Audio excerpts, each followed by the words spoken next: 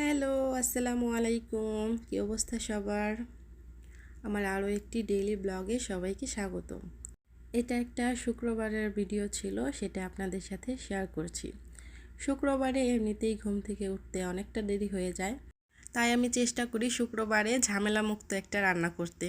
আমাদের এখানে সব মাছই কেটে আনা হয়, মানে বড় মাছ, আর ছোট মাছ হলে সেগুলো তো প্যাকেটেই থাকে। কিন্তু ইলিশ মাছটা কেটে আনা হয় না, এটা আস্তই আনে। যেহেতু শুক্রবার, তাই ইলিশ মাছটাও সুন্দর করে কেটে আনছে। তো ইলিশ মাছটা আমি যতটুকু রান্না করব ধুয়ে পরিষ্কার করে নিয়েছি। এদিকে হচ্ছে মিষ্টি কুমড়া, এটা হচ্ছে ভর্তা করব। কারা কারা মিষ্টি কুমড়া ভর্তা খান আমাকে জানাবেন। মিষ্টি কুমড়া ভর্তাটা কিন্তু অনেক মজা হয়। আগে দেখতাম আম্মুকে মিষ্টি কুমড়া ভর্তা করতে, তখন খেতাম না। এখন নিজে নিজেই করে খাই আর মজাও লাগে।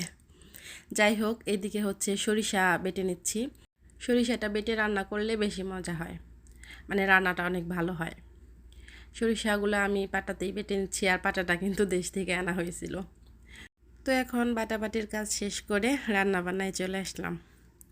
ইলিশ মাছ তো খুবই কম মশলায় রান্না করা হয়, এটা সবাই জানে। তো ইলিশ মাছটা যেহেতু আমি সরিষা দিয়ে করব, তাই আর কি এভাবে রান্না করছি অল্প মশলা দিয়ে।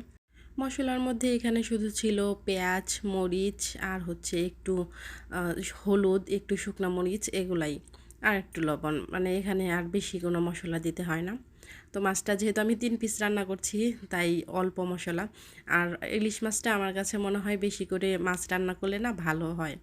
যেহেতু আমরা দুজনে খাবো, ছেলে তো এখনও ইলিশ মাছ ওইভাবে খেতে পারে না। যদি আমি একটু কাটা বেছে দিই তাহলে হয়তো খাবে। তো যাই হোক, রান্নাবান্না শেষ। এই যে আমার মিষ্টি কুমড়া ভর্তা, আর হচ্ছে কয়েক পিস ইলিশ মাছ একটু ভেজে নিয়েছিলাম, আর ইলিশ মাছের সরিষা।